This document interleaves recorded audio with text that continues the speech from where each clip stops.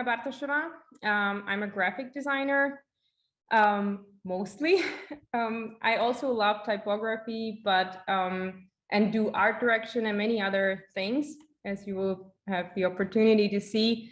But I mostly think about myself as a graphic designer.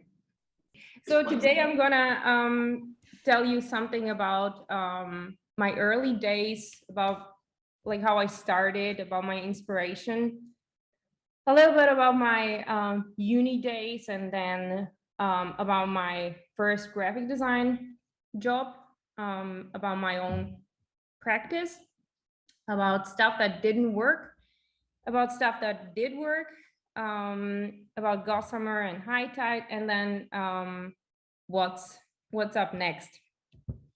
So I wasn't always a graphic designer. I wasn't born as a graphic designer. I was born as a diver. And I was really always basically my whole family is really into arts. My mother worked at a national gallery. My father is a documentarist photographer. Everyone else on the other side of the family is very much into art.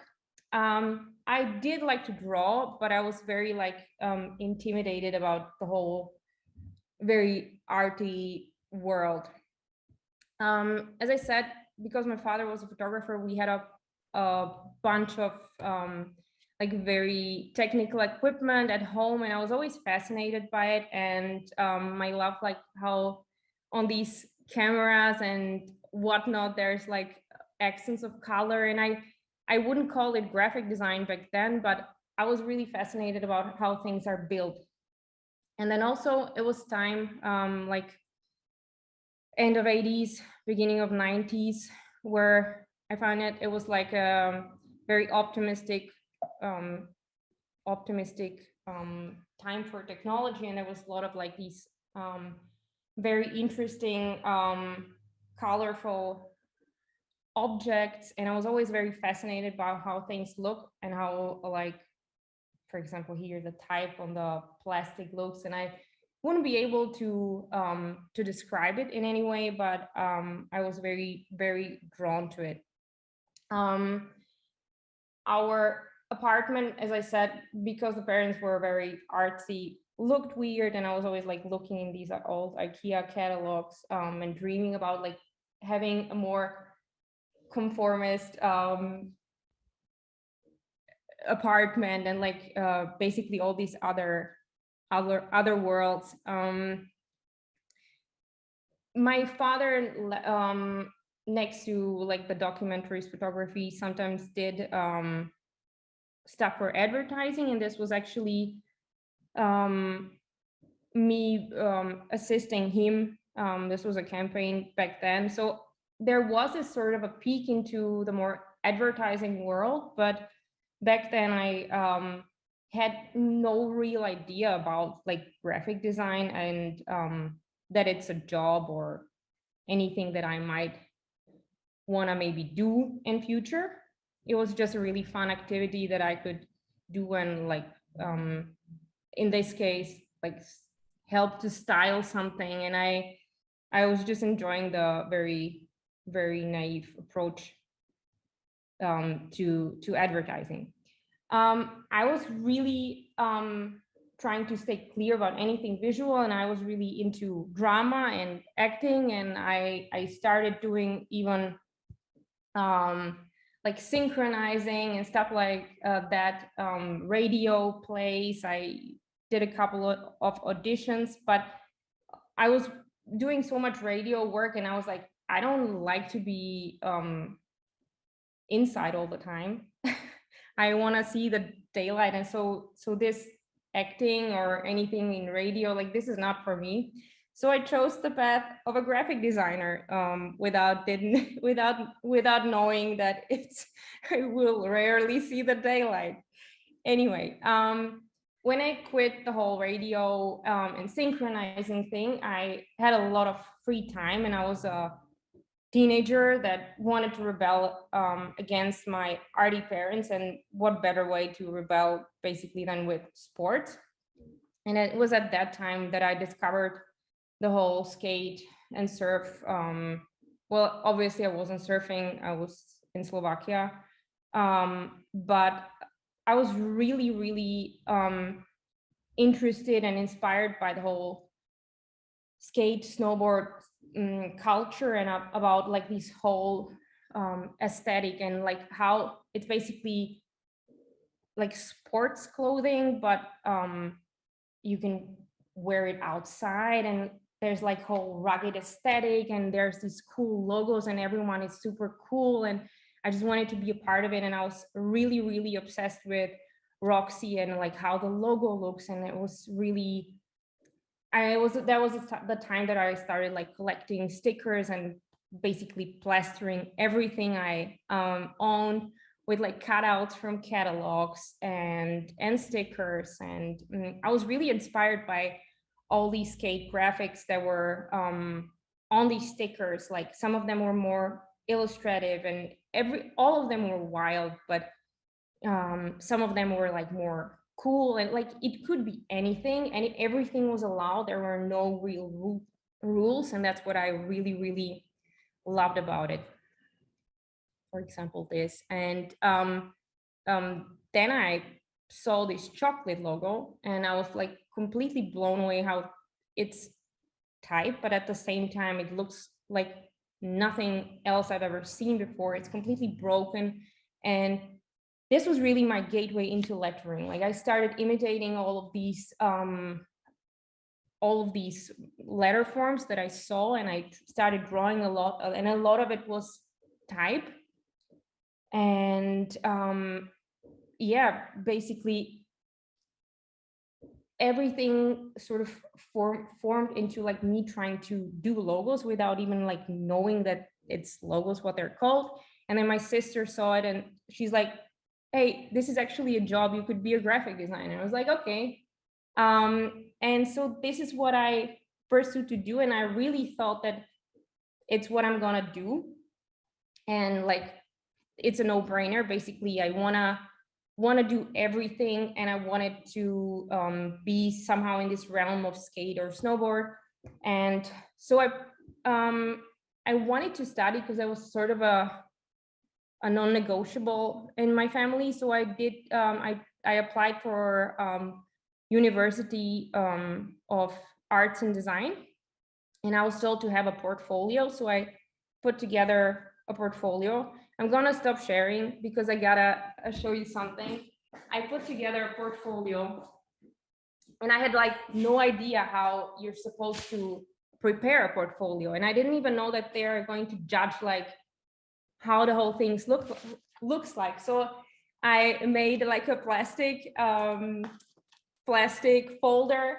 And I mean, for me, it was like, I know I want to do something in any skate brand, or like hopefully Roxy, but like there's no way of like, no reason why I should be subtle about it. So like all of it was just like me, everything was like pencil, and it was very, very like outsider art. I came there with my portfolio full of like skate logos, and there's a bunch of them. I also discarded some of them, but I was like, some of them I was probably really ashamed, but like there are some good ones. And they were like, that's it. I realize that you can't hear us laughing or smiling because you can't see us and the microphone's off. So yeah, I really like I really tried to like make it sophisticated, and you can even see my first attempt at like type design. And yeah, so it was very, very much like outsider art. I came there, and they were like, where do you got these fonts from? And I'm like, what do you mean, where do you got these fonts from? Like there are like 12 fonts on the computer. Like of course I drew them myself. And they were like, okay. So magically I got accepted. And I thought that basically my expectation was that they are going to just teach me the tools, and maybe give some guidance on like the layouts, but I was expecting that it's like I go there and it's like paradise for skate graphic designer, and it was very much not like it, and I was super surprised. And it was the first time where I encountered and realized that there's like this whole other graphic design world that I was like not aware of, because I wasn't really on any artist school before, and back then it maybe there, I'm sure that there was some graphic design on the internet, but it was also times where it took like 2 minutes for a website to load, so you weren't really researching graphic, or even at least I wasn't researching graphic design on the internet, and I was like very much unaware about how graphic design looks like besides skate graphics and ads. I was still very much into type, but I was we did a lot of like visual for a film festival, and it was much more like useful and buttoned up stuff. But I did get to do a little bit of like more free projects, and this was one of them. This was in a times where I like discovered Computer Arts magazine, and everything was super Photoshop and glossy, and I wanted to do the same, but because I didn't have the tools back then, I wanted to do physically. So this is really like aluminum somehow bent and then glued on a board, and it was a whole project like this. But really, at that time I had no real direction. I didn't really know how to find the style, because I was like very much in my own world, and there was still like this notion that there's the academic and design for designers, or design for the whole art community, and then there's commercial design, and those two worlds don't really mix with each other. And it was also said to me many times that my work is too commercial, and I never understood like how is it a bad thing, or like how to change that. Did like also the more artsy stuff. It's like anytime I just sat on the computer, something that was more poppy came out. I did some first attempts at lettering, also really in computer at that time, and some pieces I'm still very fond of, like this one. And then it was time around the last couple years, or the last year, I moved to because I did a exchange program called Erasmus, which is like, maybe you know about it. It was like, it's meant for European students to it's a program that allows them to travel to different countries for up to a year and try the universities there. So I moved to Graz, and it was the first time that I encountered, again, like a bit of a different graphic design that was less like focused on a graphic design as an artist, but more graphic design as a worker, as a service job. And it was much less elitaristic, like much less gatekeeping, because I knew that like I wasn't really fond of the whole gatekeeping from the academic part, because I felt like it's good when the work can reach many different people and maybe educate them or bring them new perspectives. So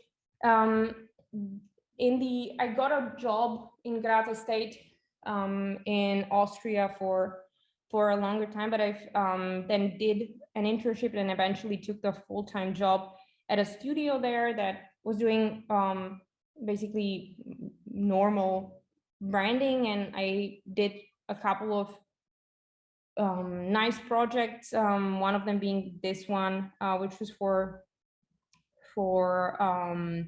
Expo in Milan. It was for the Austrian Pavilion, and I got to do the very type-based identity for the pavilion. It was all about breathing, and basically the whole pavilion was a cross section of Austrian forests.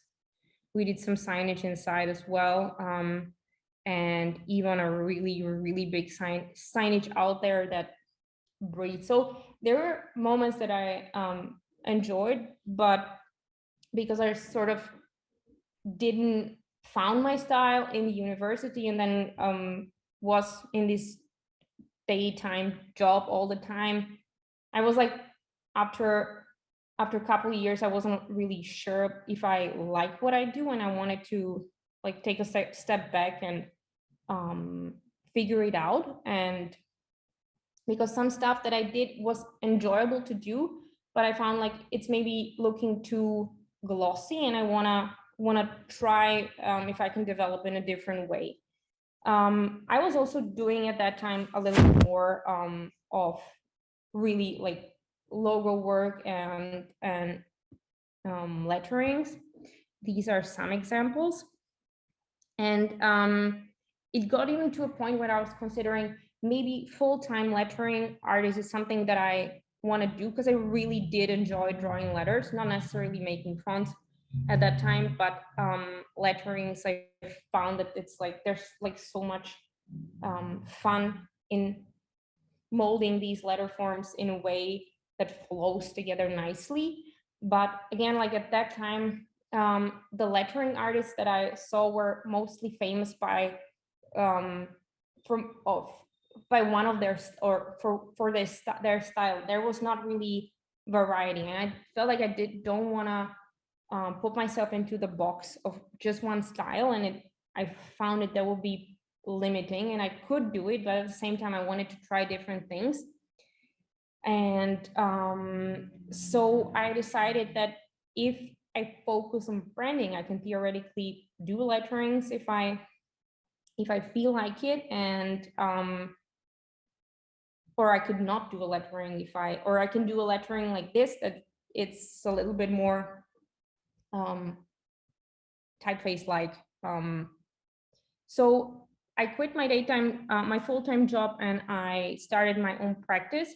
And because I couldn't really take anything from the old work with me, I wasn't allowed, like I was allowed like 2 projects maybe to put into the portfolio. I was really standing in front of a void, and I was like, I need to have my own work. I need to find projects quickly, and I need to make sure that I won't stand in front of a situation like this again where I don't own my work. So I was really focused on doing things myself. This was one of the earlier projects. This was a magazine for museums,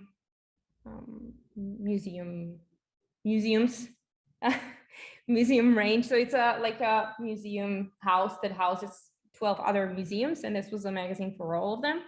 And it was also back then when I started, given that Graz is a really small city with not a really huge creative scene. And also I wasn't from here, my network was not really big. I did everything myself, but I wasn't really bothered by it. I really enjoyed doing illustrations, doing the layouts, and basically anything that I could to then being able to own it. And here you can see like illustrations, and anytime you visited the museum, you got a sticker and you get to stick it into the map. This is another year of the magazine, and it was a lot of fun. You could I could experiment with layout, so that was nice, and I felt like I'm learning a lot. And I even, as I said, tried like different styles of illustrations. But it was just me doing everything alone, and I wanted to focus more about my style, because at that time it was maybe that I realized that style is something that I maybe overlooked up until then, but there's something that I just need to get out of the system, and I felt like I couldn't get it out of the system until then. And I was really always into like 80s and 90s aesthetic, like basically the break of the 2 decades was visually that always really interested me in, what I was really interested in. And I'm a big fan of Herb Lubalin, so this was something that I wanted to get out of my system, and also I found it was a great opportunity to do a little bit of branding and also show that I can do more than just a branding, but I can do art direction. I can style the branding in a way that helps to tell the rest of the story. So this is again just like me using some props and learning that way. I had a lot of fun. A couple more. And then a big project, well, actually a really small project, but for me it was huge at that time. I was asked to do a brand identity for a local concept store. And I've always wanted to do a fashion project on my own, and I always wanted to do a custom type, but no one would ever ask me at that time. So I was like really stubborn about it. And I was like, okay, I'm gonna do it this time, and I'm gonna force it over. And basically I first did the logo, and then with a little help of my friend Adam Kati, who's a type designer and moved into the same city, got a little bit like technical guidance of how to really make it work. So I did a font, and everything was like basically based on this idea of these extending letter forms and alternating and nested characters and ligatures. Very elegant, but at the same time with a nice twist. This is the rest of the typeface, and a couple of applications, how it then looked in print. And to my biggest surprise and luck and whatnot, I got approached by New York Times, and they asked me to do another weight and a couple of other extended characters, and I got to use I got to give them my phone for their annual The Lives They Lived issue, which is the last issue of the year, that commemorates everyone that died that year. And it was a crazy year, and it was also a crazy feeling to then see Bowie, Prince, Muhammad Ali written in your font. It was really, I'm having a difficulty wrapping my mind around it still, but it was a beautiful thing. So that sort of opened the door for me also mentally, because that was the first time that I sort of realized, hey, I'm doing something here in a small city in Austria, but when you put it out, anyone can see it. And so it shifted my mindset. And I also did a couple of more projects where I was like stylistically trying something new at that time, and doing something more maybe minimalistic and just less approachable in comparison to the older work. So this was a brand identity for hair salon, and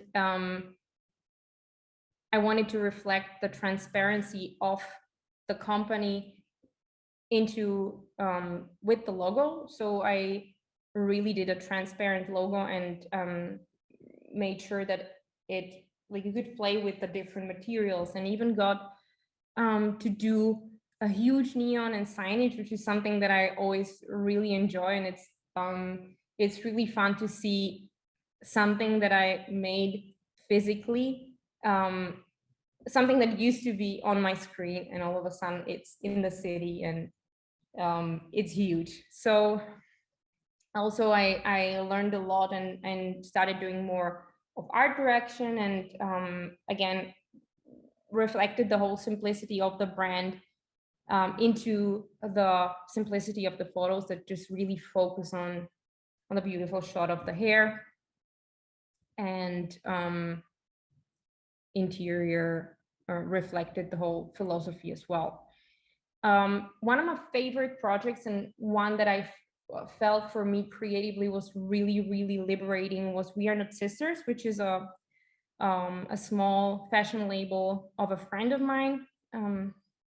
I got to do the branding as well as all of the campaign visuals and art direction. And this one was really the first time where I got to design the set. Everything, as I said, small city and small network as well.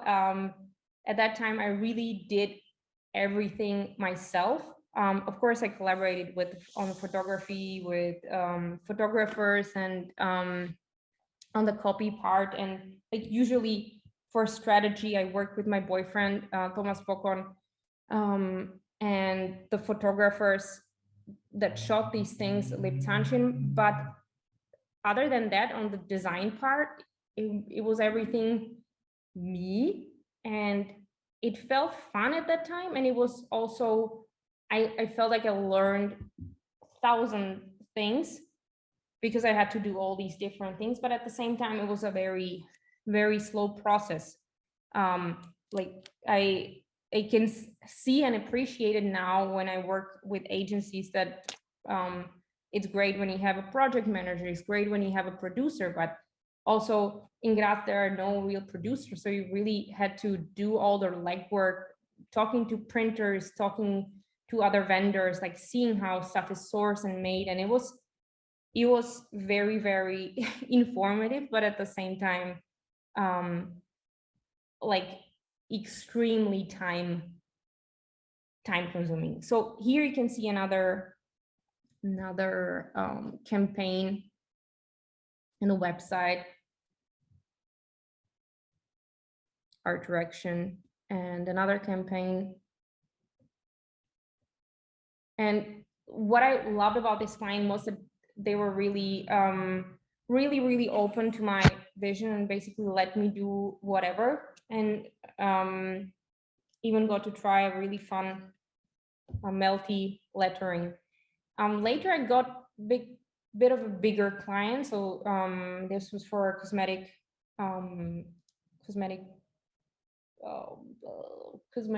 doctor. And it was really fun to work on a bigger project, but at the same time, I found out that working in Graz and smaller cities, some conversations are you're not even start to have. Like, for example, here we scouted an older model, and that was great for the client. But for example, a conversation about different race wasn't even like, it's something. Sometimes like living in a small and very conservative city can be limiting also in terms of people's mindsets and openness. So yeah, everyone is white basically. And but it was still a nice way to play with the paper and system. And but I sort of started having the feeling like I want to push myself, I want to try something more experimental. And at that time, the more experimental project was a website from my father, where I got to do something that was more neutral, I guess, less pretty and just less like trying hard. And I really enjoyed it.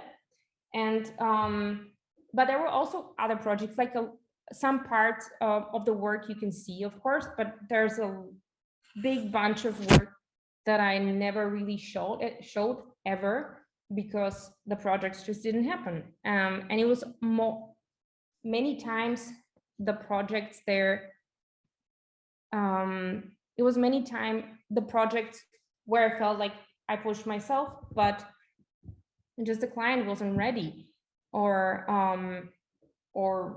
yeah, the project just didn't happen because of other reasons. One of them was this brand for speaker and for what's it called, like earphones and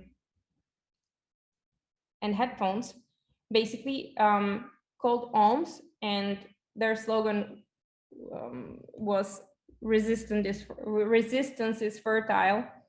And it was a beautiful branding. I got to push myself and do a little bit like Rafrani inspired packaging, and I felt like I'm really blooming with this project, but then it didn't happen. But it still was beautiful because we got to collaborate together with the industrial designer and really brand the product itself.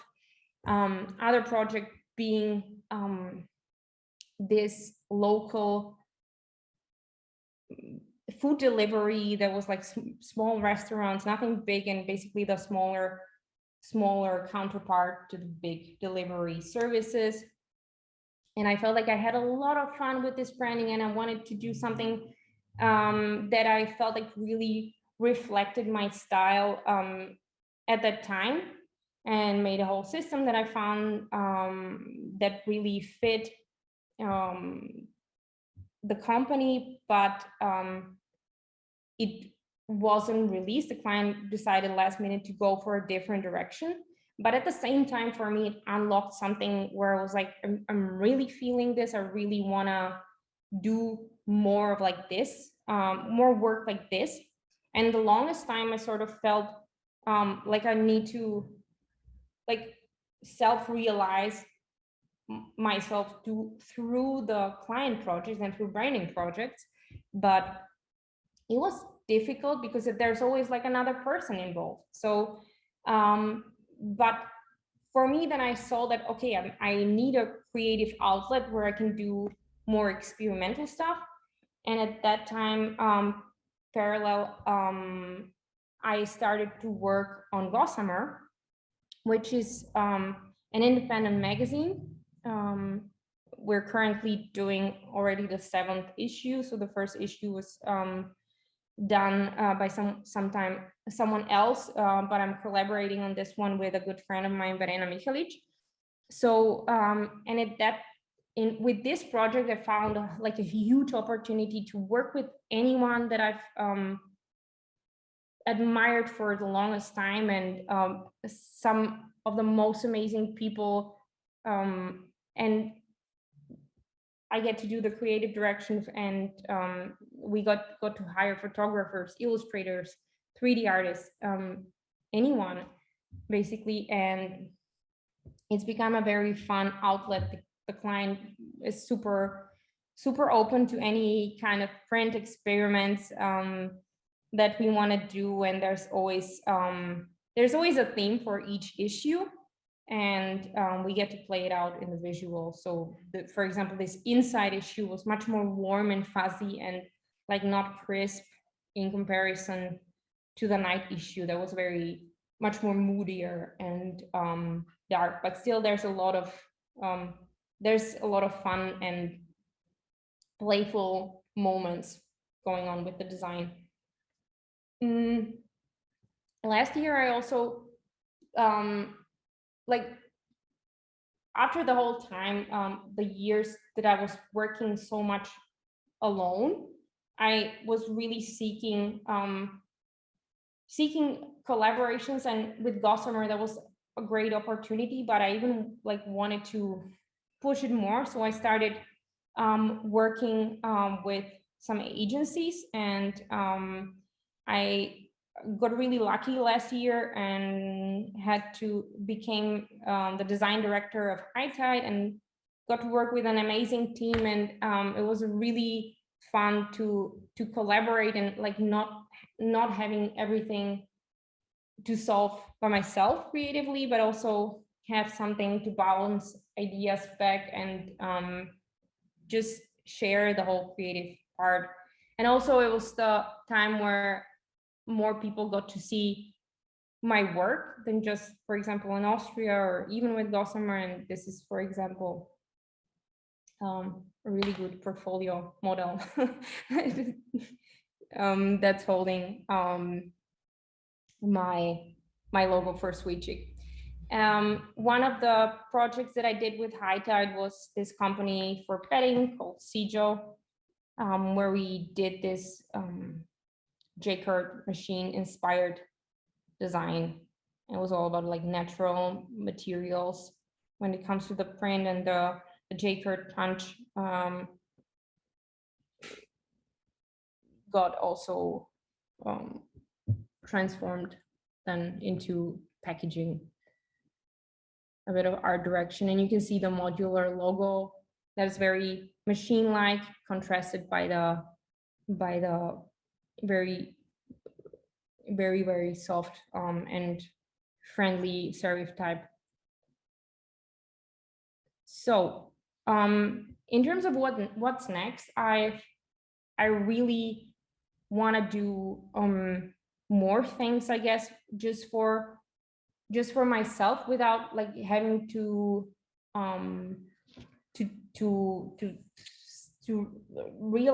self-realize through a client project. And I found that it's like actually the first time necessary for me to do something on my own. And this, for example, used to be a custom font for a brand that, again, like the client went a different direction, but I got the font to make my own. And so this is what I'm working on, and I'm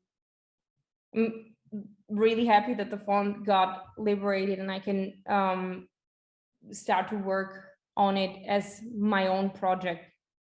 And what I was also thinking and also feeling inspired about, like a lot of people doing layouts and just design just for themselves and for fun, and not like any client project. So this is also something that I'm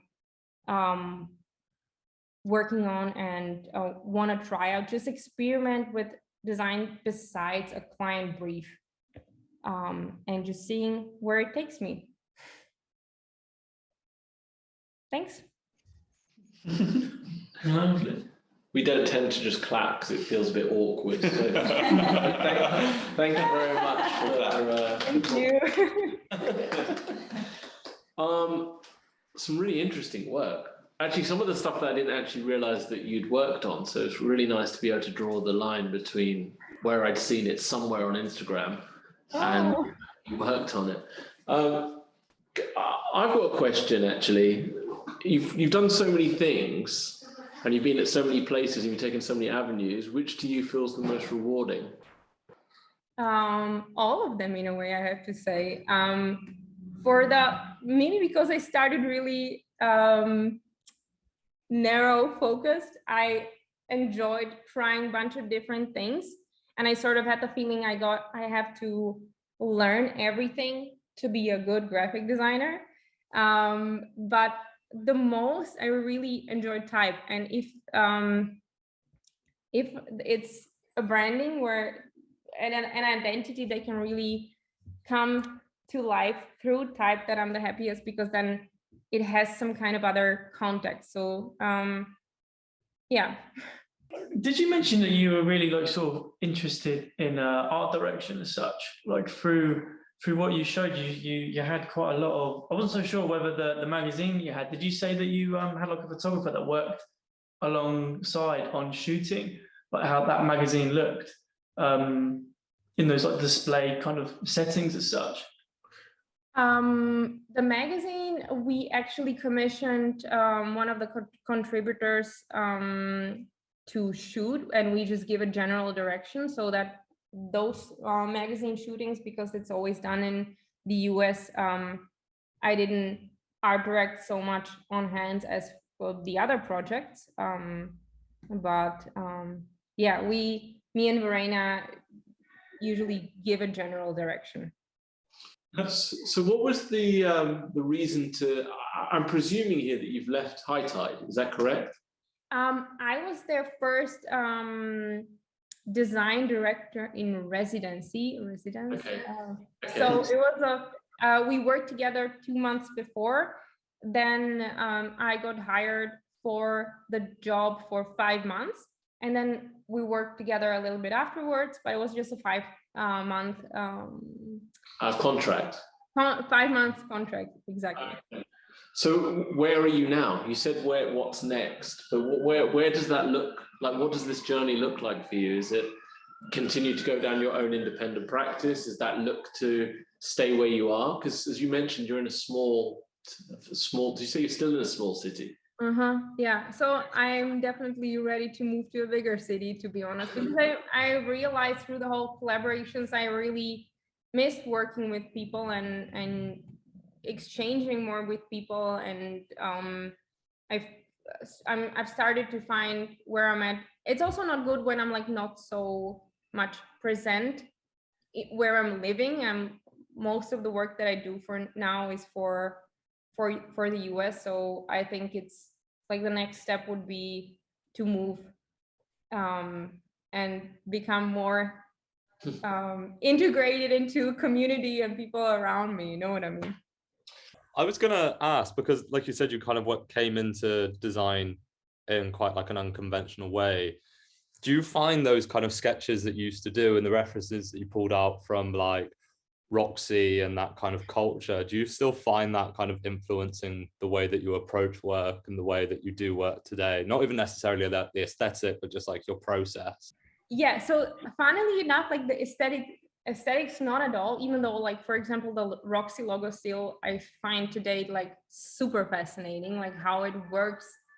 I don't know, I'm obsessed with it still. But I guess what you could say that I still do to this day is a more of an intuitive approach. I still work with grids, but I feel like the first intuitive things and the rough layout, sort of how you go with your gut, tends to inform how the final works more than when I just try to align everything perfectly. I usually then align the stuff, but it's still very much intuitive. So in that way, yes. And it's when I look at some of the designs and like the skate stickers and the logos back then, I still find it like that the letters speak to me. Like I don't think I would do like a bad job if that would be my goal, to work at a Roxy or whatever skate company. I remember in that phase of like Oakley and Quicksilver, and even like early days Supreme, when it was still, in my opinion, cool. Yeah. I don't know. You mentioned some years in there, some kind of like eras of design. I'm wondering whether or not you also mentioned that you didn't used to use the internet as reference points. I'm wondering for a similar age. Yeah, I'm 86. You look great for 86. No, I'm 85.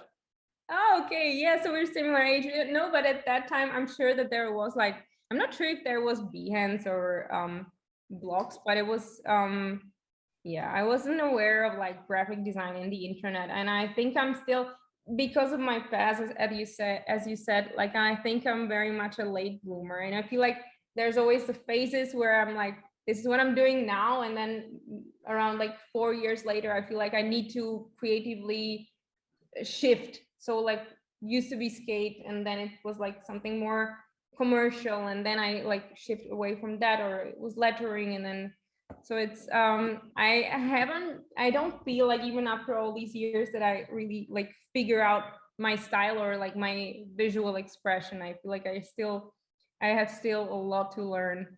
Yeah. Can I ask, when you shoot your own work, do you photograph it yourself? No, never. I cannot, like, funnily enough, I cannot work with a camera. I can work with my phone, and I did shoot the CP praxis on my phone, but I'm leaving that to the pros. I always collaborate with photographer. Okay. So where now do you find is the most inspirational area for design work? Like, what countries do you get most excited by their output? There's a lot of fun stuff coming from Australia. I feel like I feel like there's just another very lighthearted sensibility about design from anytime I see something from Australia, but I love also US, UK.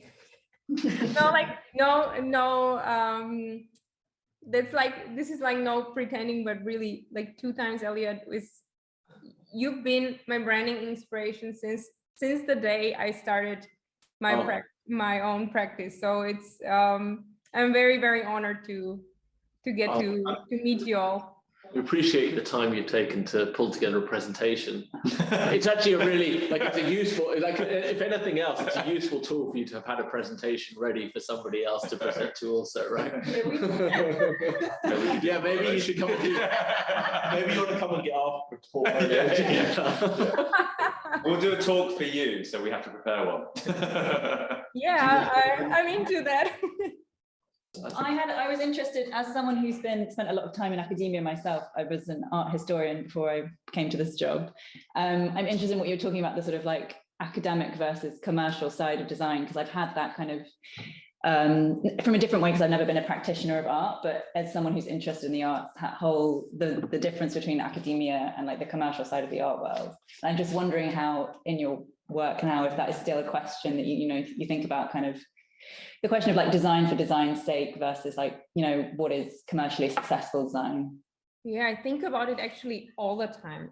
It's been sort of for me, I was a long time, I was ashamed by it, because like everyone, as I said, was around me was very educated and very much in the art world. And I was always feeling like I don't belong there because I'm just much more commercial. But at the same time, I had a big appreciation about them towards the more arty way of designing. But it was just never the things that I was able to put out. And also I felt like I got kicked out of the skate park so many times, and I've yeah, because you gotta give the space and the half pipe to the bigger boys, you know what I mean? So like I don't appreciate this gatekeeping aspect, but at the same time, if it's everyone has like different way of expressing themselves, and some people just do something more less approachable and more whatever you want to call it, academic, but at the same time, I think that there's just like this huge world and this huge bunch of people that would benefit from if they would get the academic and the educated part of the designers interested in communicating with them. Like there's no reason why products that you're using every day, like cleaning supplies, shouldn't look good. Like why should it be sort of dumbed down? Like I think it's good for both worlds when they sort of communicate and learn from one another. Yeah, it's about balance, I guess. Yeah. Okay, cool. I'm going to let you probably have a nice evening, and I'm going to probably say goodbye to let these guys get on with whatever they need to finish for the day. But as promised, this episode will be up online next week. But thank you so much for the time. We'd absolutely love for you to meet us if you ever make your way over to London. I would love that. You do keep in touch, and thank you so much for your time. Thank you so much. Thank you. Very nice to meet you all. Thank you. Bye-bye.